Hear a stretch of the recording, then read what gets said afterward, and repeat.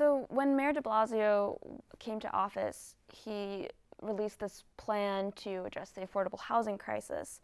And one of his strategies to address it was he said, we're going to rezone neighborhoods. Early into the first term of the administration, the Department of City Planning announced that they wanted to rezone 15 neighborhoods. They never actually named all those neighborhoods, but they said they would start with East New York. East New York was rezoned in April 2016, and then last year, Far Rockaway and East Harlem were also rezoned. Recently, Jerome Avenue in the Bronx was rezoned, and Inwood is now moving through the approval process. And there are several other neighborhoods that have already been mentioned as possible places where there might be a rezoning or where there's already a significant study underway. The administration says that, one of the reasons they tried to rezone East New York, they did rezone East New York, was because they had already begun a study under Bloomberg about that neighborhood, and so they had all this research about it. And also they see East New York as being fairly transit accessible and having space because some of the area is zoned right now for industrial low-rise uses, and so the administration saw it as a place where there was room to have more housing and more people.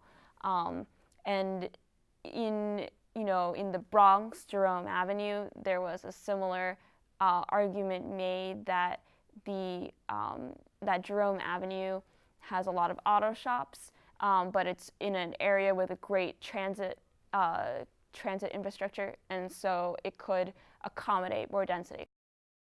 And they also passed the mandatory inclusionary housing policy, which means that whenever there is a rezoning, there needs to be a percentage of the housing, it's between 20 and 30%, set aside for affordable housing. I would say that in every neighborhood that I have covered, there are a lot of concerns about the housing that is supposed to be affordable, whether or not it's actually affordable to the residents in the neighborhood. There are concerns that the rezoning action itself will trigger gentrification. And then there are a lot of other concerns, about how an influx of new residents would impact infrastructure and school overcrowding, and whether residents will have access to jobs generated by the rezoning. If you look at their environmental impact statements, most of them say that they will lead not just to an influx of apartments, but also they will allow developers to build more commercial space and more community facility space, whether it's like health clinics or libraries or what have you. I think there will continue to be a lot of conversation, not just about the next potential rezoning neighborhoods, but also about the whole strategy of rezoning neighborhoods to begin with, and what kind of neighborhoods are being chosen, and if the city has adequate policies and strategies in place to prevent displacement. There's been the enactment of a right to counsel for tenants.